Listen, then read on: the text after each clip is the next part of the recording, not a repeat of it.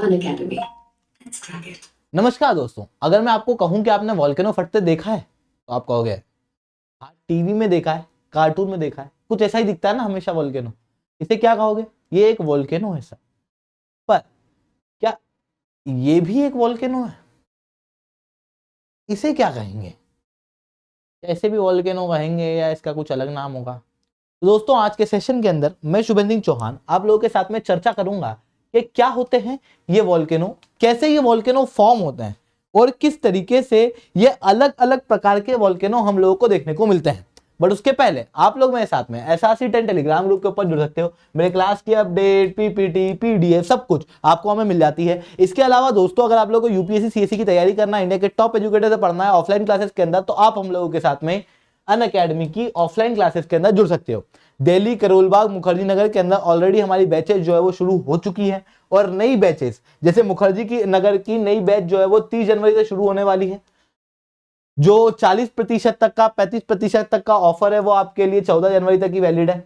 वहीं 17 जनवरी से नई बैचेस करोलबाग की शुरू होने वाली है और प्रयागराज की 4 जनवरी से नई बैचेस शुरू होने वाली है। अगर आप कहीं पे भी जाके इनरोलमेंट करते हो, SRC10 कोड का यूज करते हो, तो आपको 35% तक का डिस्काउंट मिलेगा।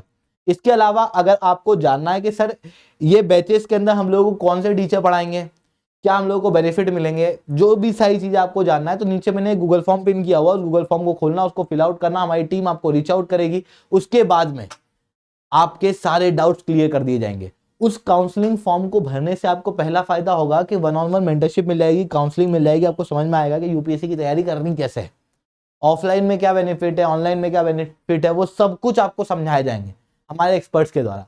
इसके अलावा आप जब भी अनअकैडमी का सब्सक्रिप्शन लोगे तो आपको 35% तक का डिस्काउंट मिलेगा।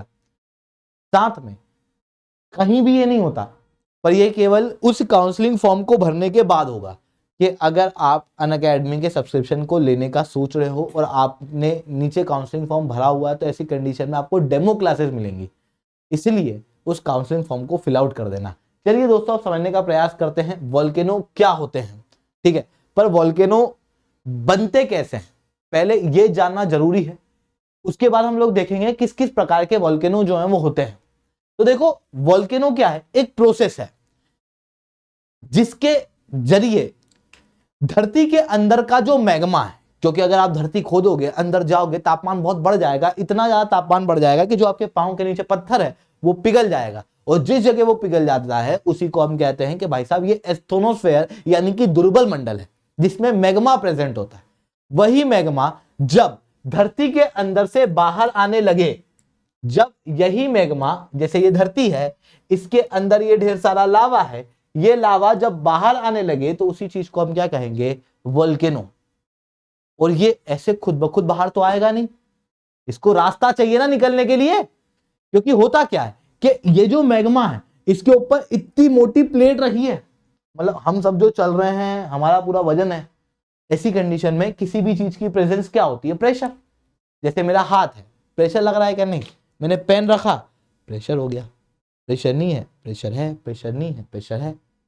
वैसा ही यहां पर होगा कि यार अंदर का ये जो मैग्मा है, जो मैं अभी, एक सेकेंड,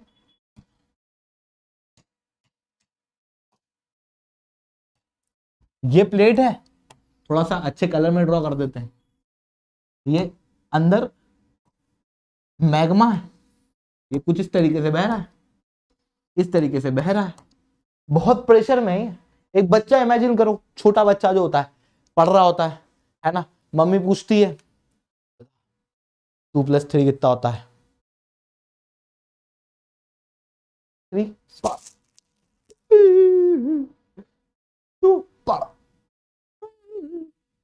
देखा, प्रेशर में एकदम बिल्कुल रोते रोते पूरी किताब गीली कर देता, लिखते लिखते मेरे को नहीं पढ़ता, वैसे करते हो। याद है वो दिन तुम्हारे? ठीक है, तो वैसे ही प्रेशर में है ना।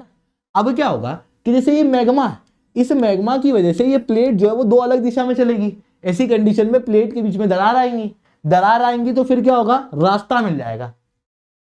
अब एक छोटा बच्चा जो अभी मैं बता रहा था बहुत प्रेशर में, उसको जैसे मैंने बोला कि यार चल तेरी छुट्टी, कितनी तेज दौड़ के बाहर जाएगा, वैसे ही ये मैग्मा जो है फट से बाहर आएगा, तो क्या बनेगा? वोल्केनो बनेगा। अब मैंने कल एक सेशन लिया था पाथफाइंडर चैनल पे ही, या फिर नीचे मैंने एक प्लेलिस्ट भी बनाई है जिसमें मैंने ऑलरेडी प्लेट टेक्टोनिक थ्योरीज पढ़ाई हुई हैं। तो वो प्लेट टेक्टोनिक एक्टिविटी देख लेना तो आपको समझ में आ जाएगा कन्वर्जेंट बॉर्डर और डाइवर्जेंट बॉर्डर क्या होता है। ठीक है, अब कन्वर्जेंट और डाइवर्जेंट बॉर्डर दोनों पे ही वोल्केनो बनते हैं। तो क्या है, दोनों ही वोल्केनो सेम प्रकार के होते हैं? नहीं, दोनों वोल्केनो अलग प्रकार के देखने को मिलते हैं। क्यों? क्योंकि कन्वर्जेंट बॉर्डर पे क्या हो रहा है कि दोनों प्लेट एक दूसरे के पास आ रही है, दो प्लेट एक दूसरे के पास आ रही है। ऐसी कंडीशन में क्या हो रहा है कि एक प्लेट अंदर चली जाती है, फिर थोड़ा लावा जो है से उठ के बाहर आता है, तो ऐसा वोल्केनो बन जाता है। वहीं दूसरा वोल्केनो क्या होता है, पूरी की पूरी प्लेट एक दूसरे से दूर जा रही है और लावा बाहर आ रहा है। मतलब ये जो वोल्केनो है ये कन्वर्जेंट प्लेट का वोल्केनो है, और ये जो वोल्केनो है ये डाइवर्जेंट प्लेट का वोल्केनो। ऐसी कंडीशन में मैं कहूंगा ना कि वोल्केनो जो है वो अलग अलग प्रकार के होते हैं on the basis of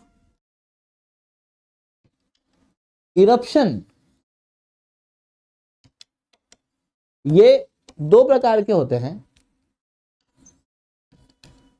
centre से इरप्ट होने वाले और फिशर से इरप्ट होने वाले।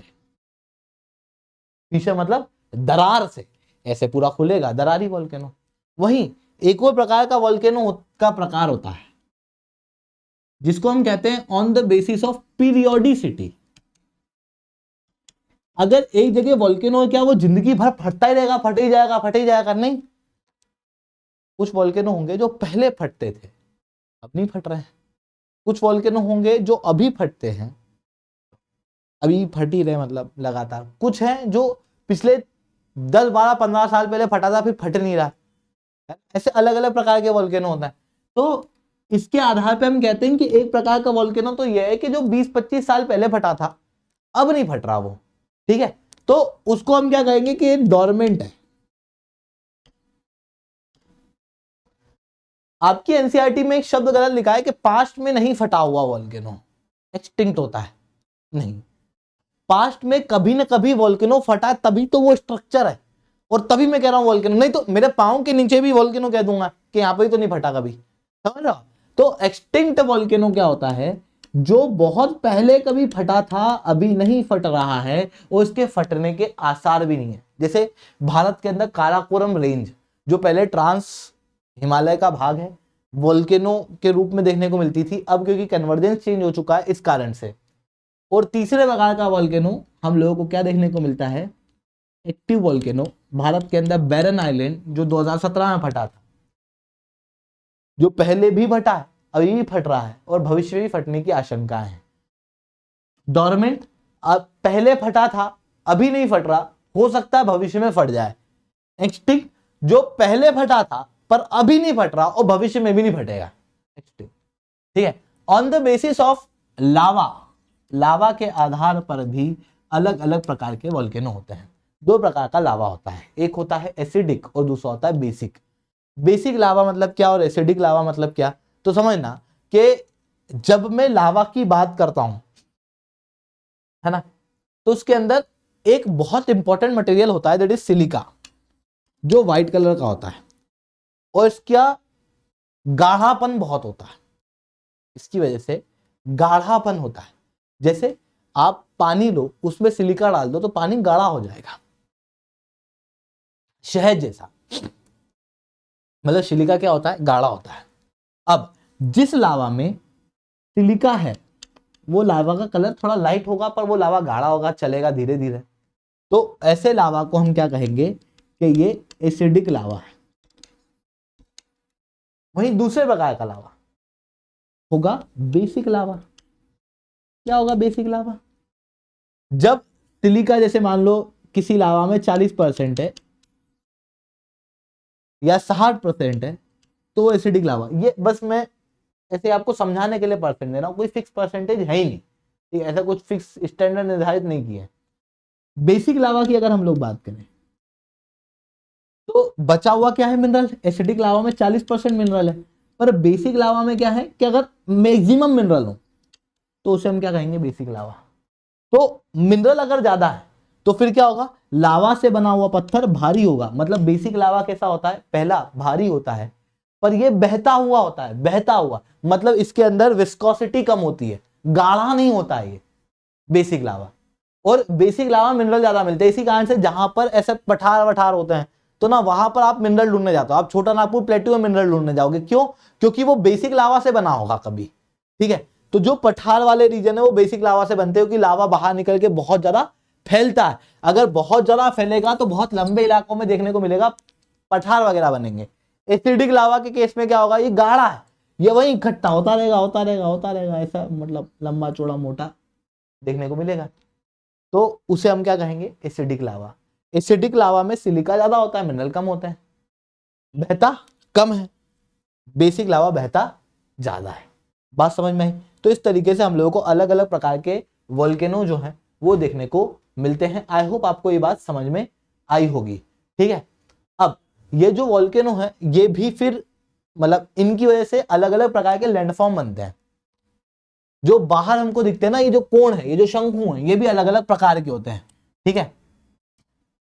अब मैंने जो आपको कहानी बताई उस कहानी से आपको समझ में आया कि एक प्रकार का लावा होता है एसिडिक, एक होता है बेसिक, ठीक है।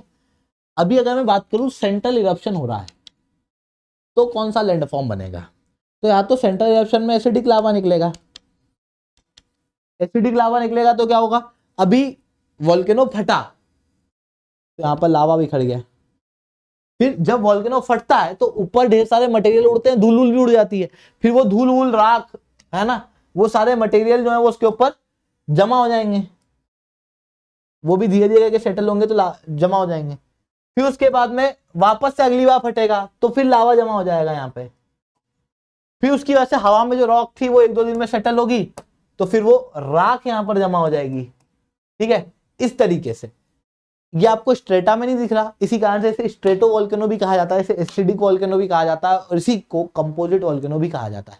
कई बार सेंट्रल इरप्शन में ऐसा होता है कि बेसिक लावा निकलता है, ये कब होता है, जब एक प्लेट है उसके अंदर कोर से लावा बाहर आ जाए, वो प्लेट के बीच में से उसको गर्म बहुत लावा होता है तो वो प्लेट को ही जलाते हुए बाहर आ जाता है। यही एकमात्र केस है जहां पर बेसिक लावा बाहर आता है, अदरवाइज बेसिक लावा बाहर नहीं आता सेंट्रल इरप्शन में, केवल मेंटल प्लम एकमात्र केस है। तो उस केस में क्या होगा कि सेंट्रल इरप्शन से एक बेसिक लावा निकलेगा, और बेसिक लावा क्या होता है, फैलता है बहुत ज्यादा, इस कारण से सा फैला हुआ वोल्केनो बनेगा। ये कैप्टन अमेरिका की शील्ड जैसा लग रहा है तो इसी कारण से इसे शील्ड वोल्केनो कहा जाता है। तीसरा प्रकार का वोल्केनो कि भाई कुछ भी बाहर ना है, मतलब दिख रहा बहुत बड़ा वोल्केनो है पर अंदर से केवल राख बाहर आए, राख वोल्केनिक राख कोई सिंडर कहते हैं, इस कारण से इस प्रकार के वोल्केनो को सिंडर वोल्केनो कहा जाता है। और एक होता है कि भाई हम तो तुम्हारे भरोसे हैं, मतलब दोस्त तू कमा तो रहा है दे देना मेरे को, क्या कहते हैं उनको, दूसरे वोल्केनो के भरोसे वोल्केनो, पैरासाइट वोल्केनो, पैरासाइट जो होते हैं उस तरीके से। ये वोल्केनो क्या है, कंपोजिट। ये क्या है, शील्ड, हवाई आइलैंड देखने को मिलेंगे आपको हवाई में। फिर ये क्या है, सिंडर, और ये क्या है, पैरासाइट। आई बात समझ में? इस तरीके से अलग अलग प्रकार के वोल्केनो हम लोगों को देखने को मिलते हैं, उनकी वजह से अलग अलग प्रकार के लैंडफॉर्म हम लोगों को देखने को मिलते हैं। अब आते हैं, ये तो सेंट्रल इरप्शन, वही फिशर इरप्शन होगा तो क्या बनेगा, वही जो डाइवर्जेंट प्लेट में बनता है यार, रिड्ज बन जाएगी है ना, वोल्केनिक माउंटेन बन जाएंगे कुछ जगहों पर, या कुछ जगहों पर कोई सी और चीज बनेगी, रिड्ज के साथ में कहीं सी बन रहा है, कहीं नदी बन रही है, तालाब बन रहे हैं, वो सब हो सकता है ना। ये चीजें हम लोगों को देखने को मिलती है। इसके अलावा इंटरनल लैंडफॉर्म के अंदर मतलब अंदर ही कुछ बन जाए फिर थोड़े समय बाद इरोड होके बाहर आए, तो ऐसे सील, डाइक, लेपोलिथ, लेकोलिथ, फेकोलिथ ये देखने को हम लोगों को मिलते हैं, ठीक है। आई होप इतनी बातें आप लोगों को समझ में आई होंगी। लेक्चर अच्छा लगा हो तो लाइक करना, लेक्चर बहुत अच्छा लगा हो तो नीचे SRC10 कमेंट करना। ये हमारा सेंटर है, आप चाहो तो यहाँ पे विजिट कर सकते हो।